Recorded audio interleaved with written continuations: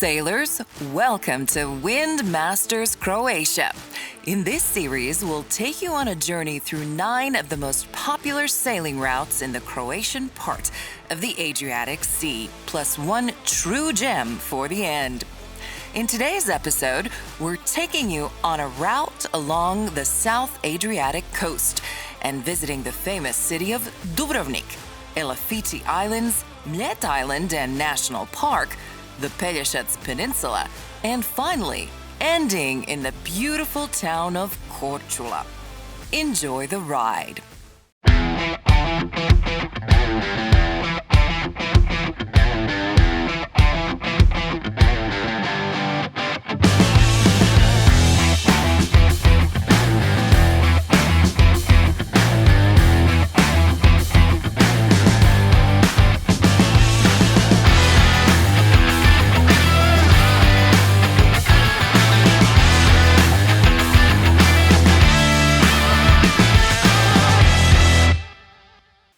We start our journey from the southernmost part of the Croatian coast and one of the most impressive and famous cities on the Mediterranean, Dubrovnik.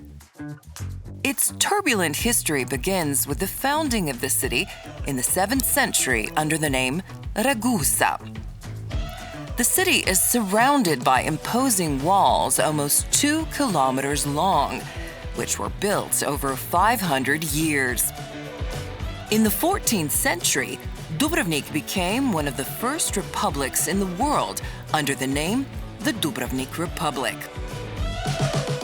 The ships of the Dubrovnik Republic sailed the seas of the world for centuries and ensured the wealth and prosperity of this rapidly growing city, which gradually included the surrounding territories and islands.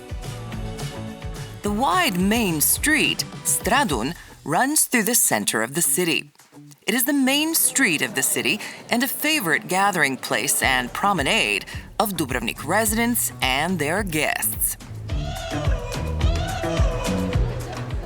One of the most important symbols of Dubrovnik is Orlando's column.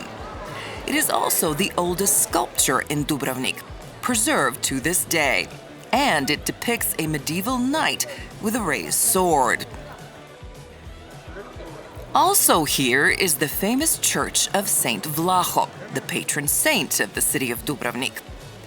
This beautiful Baroque church was built on the site of an older Romanesque church that was destroyed in a great fire in the 18th century. From Dubrovnik towards the Pelješac Peninsula stretches a group of interesting islands and rocks called the Elafites. This is a true paradise for sailors and lovers of untouched nature, peace, and quiet. The 3 largest of them, Koločep, Lopud, and Šipan, were in the past the summer residences of numerous aristocratic families of the Dubrovnik Republic.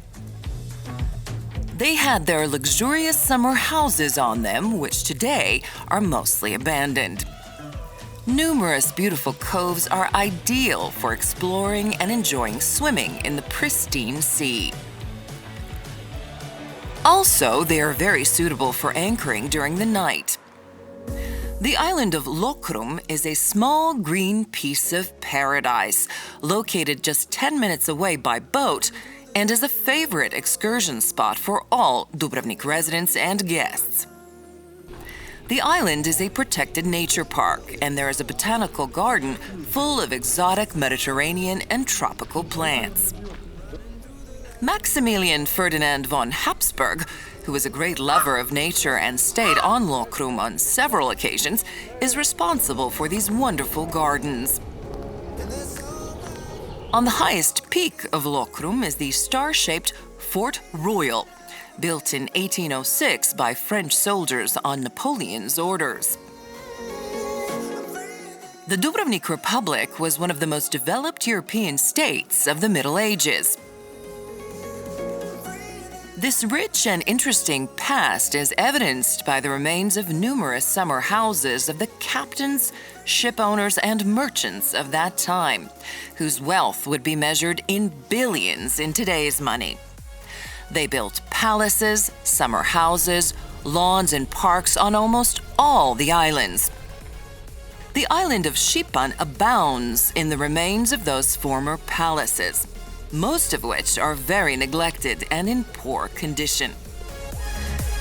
In this small area, there are 42 old summer houses and 34 churches. We can only imagine what they looked like at the height of their splendor and wealth. Although not the largest, the most interesting is the island of Lopud, known for its beautiful sandy beach, perhaps the most beautiful on the entire southern Adriatic. Since the 15th century, Lopud was one of the regional centers of the Dubrovnik Republic, and at that time, more than 1,000 inhabitants lived on the island. Ship owners from Lopud had their own fleet of about 80 ships, as well as a shipyard. There are no cars on the island, and the only form of transportation is improvised motor vehicles or bicycles.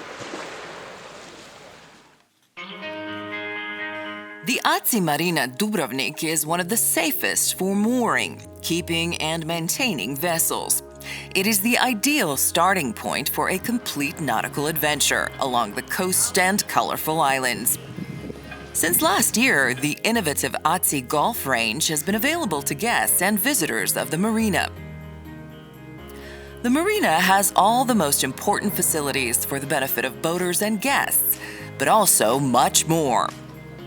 From sports fields, swimming pools, shops, to superbly equipped service facilities. In addition to 380 moorings in the sea and 120 on land, the marina also has large cranes with capacities of 60 and 130 tons. Vessels with a maximum length of up to 45 meters can enter the marina. Brackish water is less likely to corrode parts of the vessel in the sea, thus reducing maintenance and repair costs. The view of the summer house of the Sorkočević family and its beautifully landscaped surroundings is certainly one of the attractions of the marina. Within the marina, there is also a superb restaurant that offers guests a fine dining experience in the evening and excellent tapas during the day. It is definitely worth enjoying the best quality gastronomy in the beautiful evening ambiance of the marina.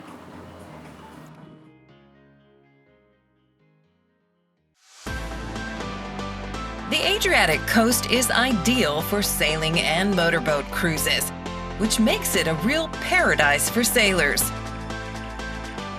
To make your vacation even more pleasant, INA has made sure it has a branch network of 33 marine retail sites all over the coast and on the islands, and a large number of them are located next to the largest marinas. At INA's marine retail sites, in a pleasant and contemporary environment, boaters have everything they need for refreshment and refueling in one place. They also offer nautical equipment such as ropes, fenders, and fuel tanks.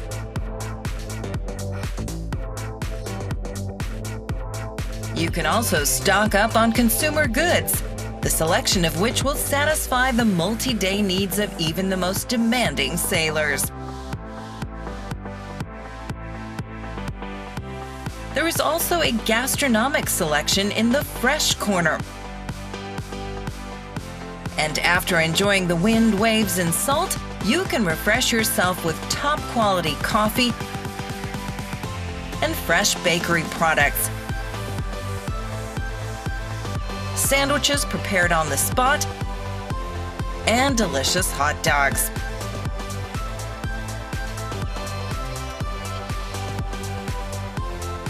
Other services are also available at affordable prices, such as paying bills, Air Cash and PaySafe, buying telecom vouchers, gift cards, INA prepaid cards, and vouchers for online games, which allows sailors and all other customers to do everything in one place before continuing on their journey.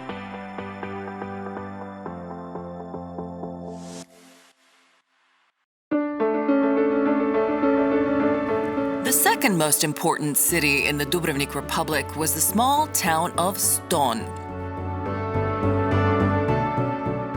It is located in a strategically extremely important position at the very junction of the Pelješac Peninsula with the mainland. In Roman times, Ston was called Turis Stagni. The town area of early medieval Ston was located on the southern slopes of the hill, on the top of which there was a settlement since prehistoric times.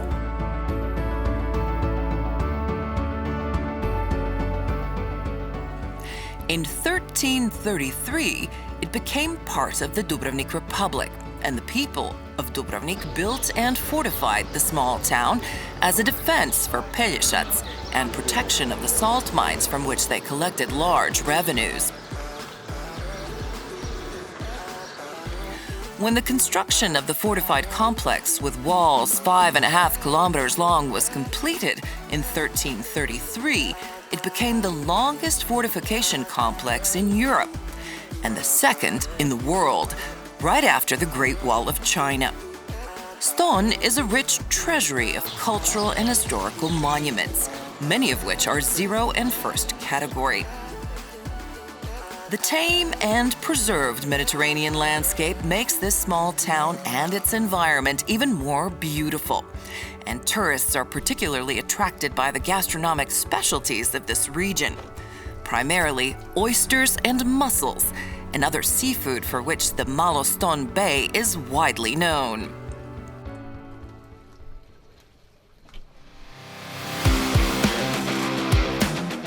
The island of Mljet is located in the Dubrovnik archipelago and is its largest island. It has an elongated shape because it is 37 kilometers long and only 3 kilometers wide.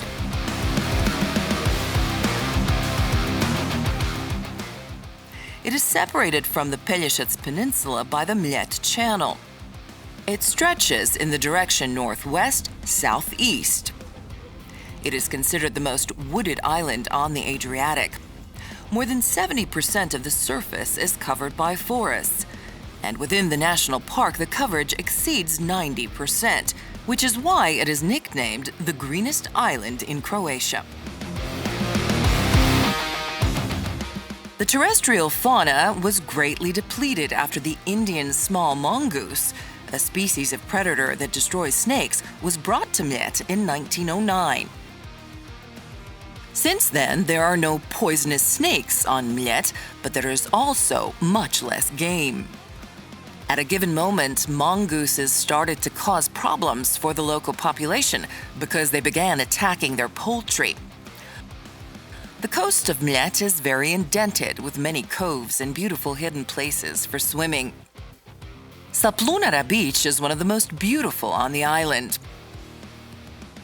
The large lake, actually a bay connected to the open sea near Solin, was created by submerging the karst field. The large lake has an area of 1.45 square kilometers.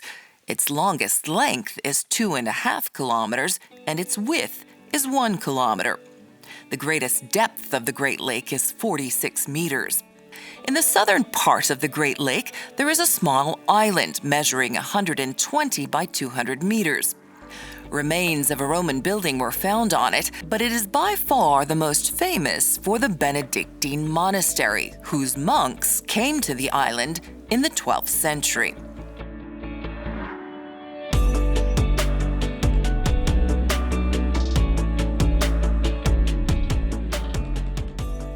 The small lake is located on the northwestern part of the large lake and is connected to it by a channel 30 meters long and up to half a meter deep, through which, depending on the tides, a strong sea current flows.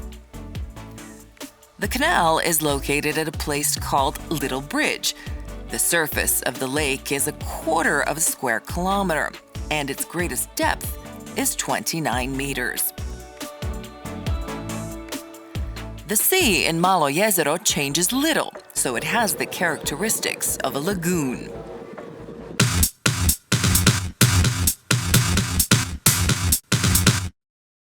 Now we want to hoist the sails. To hoist the sails, first thing we want to do is to go straight into the wind. And then we can open firstly main sail. To open the main sail, first thing we want to do is to release wang and main sheet. So boom can freely move from one side to the other. Then we use halyard, main halyard, to hoist the sail and just pull it. Always when we pull, we watch what is happening with the sail. When it becomes too hard to pull it by hands, we put this winch handle and just turn.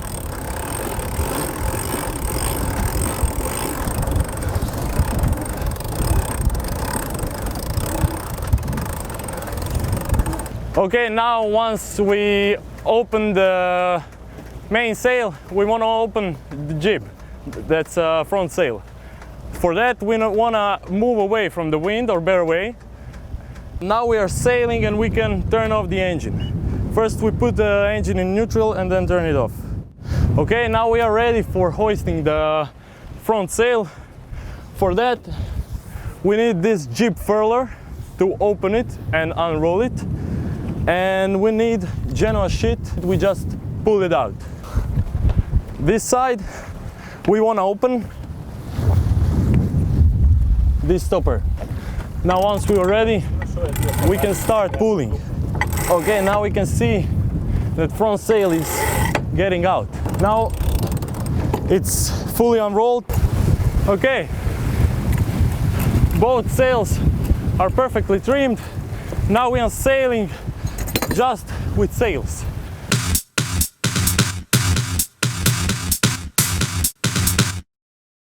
The Pelješac Peninsula is very interesting and abounds in beautiful nature and crystal clear sea, an ideal place for sailing and swimming. The town of Orebić is known for numerous sea captains who sailed the world seas on ships of the Dubrovnik Republic. Since the 17th century, Pelješac ships have been an important part of the Dubrovnik merchant navy. Ship-owning families became more and more powerful and started investing in joint sailing ships. The location of the Pelješac Peninsula and its pleasant Mediterranean climate have led to a long-standing tradition of viticulture and olive growing.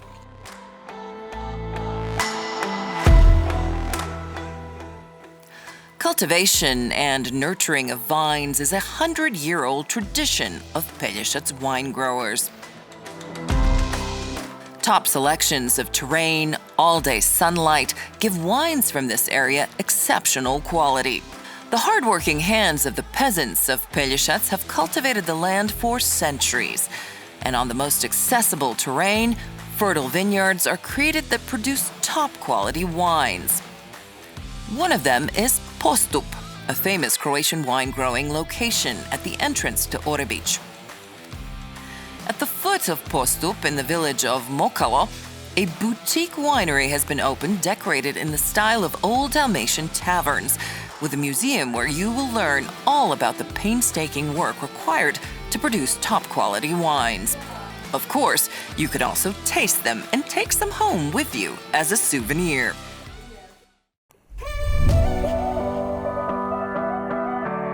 Due to this fantastic climate and the winds that often blow in the Pelješac Channel, Viganj has become one of the most popular destinations for kitesurfing and windsurfing enthusiasts.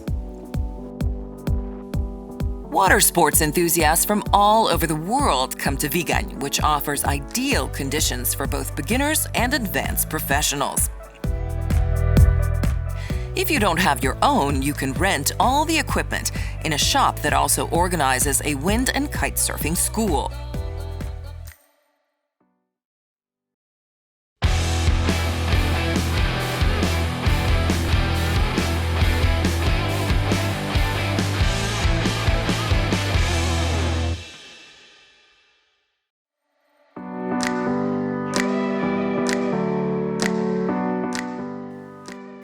If there is an island on the Adriatic that we can safely say is the most fragrant and the right island for lovers of top-quality food and wine, then this applies precisely to the island of Korčula. The town of Korčula was first mentioned in the 10th century, but the exact time of its creation has not yet been determined. Throughout the turbulent history of the city, various rulers changed. In various periods, Korčula was ruled by Croatian-Hungarian kings, Austrians, Frenchmen, Russians, Englishmen, and certainly the deepest mark was left by Venice, whose recognizable lions can be seen at almost every turn.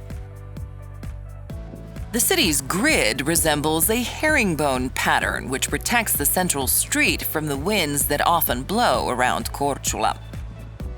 The old town was once completely surrounded by a high defensive wall with towers, and for a long period of its history, it was connected to the rest of the island by a drawbridge. There are two entrances to the old town, the sea gate from the west and the land gate from the south.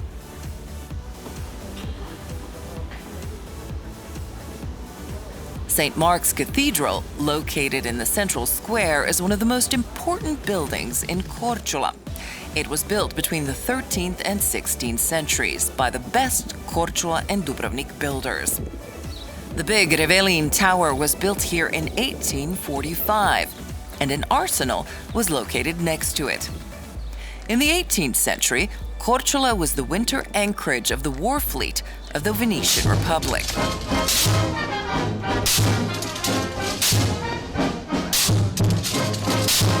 In the tower, you can see the Moreška exhibition, which is danced right here at the foot of the tower.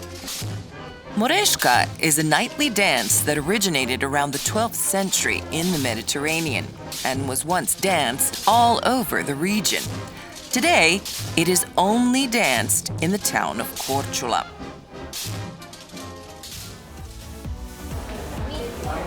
The city museum is located in the Gabrielis Palace, the most beautiful house in the old city core.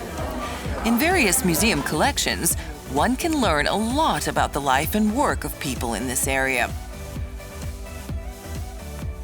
The antique kitchen in the attic of the museum is not located here by chance.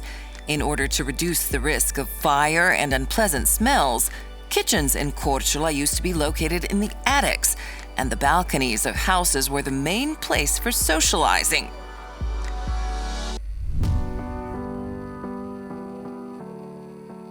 Today, Korčula is a place for those who are too crowded in Dubrovnik and want to experience the charm of a beautiful medieval Mediterranean city. It is often said about Korčula that it is Dubrovnik in miniature. It is precisely for this reason that more and more sailors choose Korčula as their unmissable destination. In addition to yachtsmen and sailors, Korčula is extremely interesting as a destination for cruises. In the beautiful bay of Žrnovska Banja, a few kilometers from the old town of Korčula, a new beach bar and a well-kept beach have opened, which are perfect for both children and adults. Swimming in the turquoise blue sea is something to be desired. It is possible to come by boat to the bay itself and enjoy this magic. A safe and peaceful harbor can be found in the town of Račišće, about 10 kilometers east of the town of Korčula, where a new pontoon for receiving and anchoring vessels has just been completed.